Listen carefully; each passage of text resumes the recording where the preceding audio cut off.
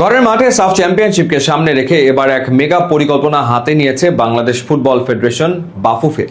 সেপ্টেম্বরে ফিফা উইন্ডোতে নাকি একসাথে 4টা আন্তর্জাতিক প্রীতি ম্যাচ খেলার পরিকল্পনা করছে লাল সবুজের দল। কিন্তু একদিকে এই দুর্দান্ত প্রস্তুতির খবরের মাঝেও ক্লাবের প্রস্তুতি সংকট এবং হামজা চৌধুরীকে নিয়ে তৈরি হওয়া বড় অনিশ্চয়তা কিসের ইঙ্গিত দিচ্ছে, চলুন আজ বিস্তারিত জেনে নেওয়া যাক। সামনে ঘরের মাঠে সাফ চ্যাম্পিয়নশিপ, আর তাকে সামনে রেখেই ফিফা র্যাঙ্কিং উন্নত করা এবং দলের প্রস্তুতি জোরালো করতে বড় পদক্ষেপ নিয়েছে বাফুফে সভাপতি তাবিদ আউয়াল গণমাধ্যমকে নিশ্চিত করেছেন যে আগামী 21 সেপ্টেম্বর থেকে শুরু হওয়া ফিফা উইন্ডোতে মোট 4টি আন্তর্জাতিক প্রীতি ম্যাচ আয়োজনের পরিকল্পনা চলছে।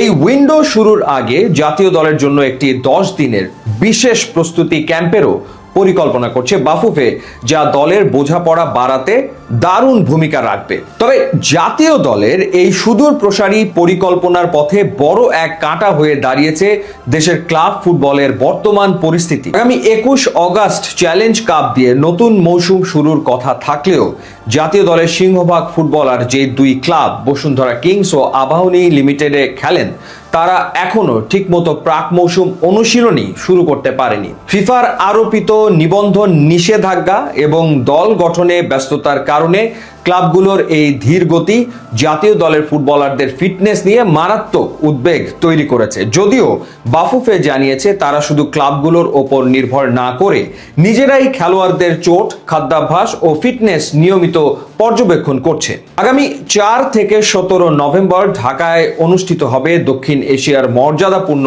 এই টুর্নামেন্ট। কিন্তু বিপত্তি বেঁধেছে সূচি নিয়ে। সাফ শুরু হচ্ছে 4 নভেম্বর, অথচ নভেম্বরের ফিফা উইন্ডো শুরু হবে 9 নভেম্বর। এর ফলে টুর্নামেন্টের শুরুর দিকে ইংল্যান্ড প্রবাসী হামজা চৌধুরী বা ইটালিতে খেলা ফাহমিদুল ইসলামের মতো হাই প্রোফাইল ফুটবলারদের পাওয়া নিয়ে তৈরি হয়েছে অনিশ্চয়তা।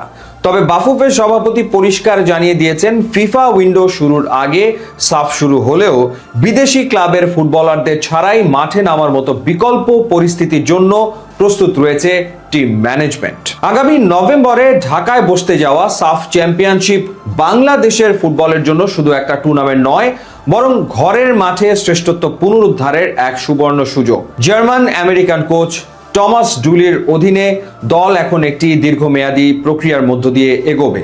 সেপ্টেম্বরের 4 প্রীতি ম্যাচ এবং নভেম্বরের শুরুর 2 সপ্তাহের ক্যাম্প, এই 2 ধাপের প্রস্তুতি মিলিয়ে কোচ ডুলি এমন একটি ভারসাম্যপূর্ণ স্কোয়াড দাঁড় করাতে চান যারা ঘরের মাঠের চেনা দর্শকদের সামনে যে কোনো প্রতিপক্ষকে বড় চ্যালেঞ্জ ছুড়ে দিতে পারবে।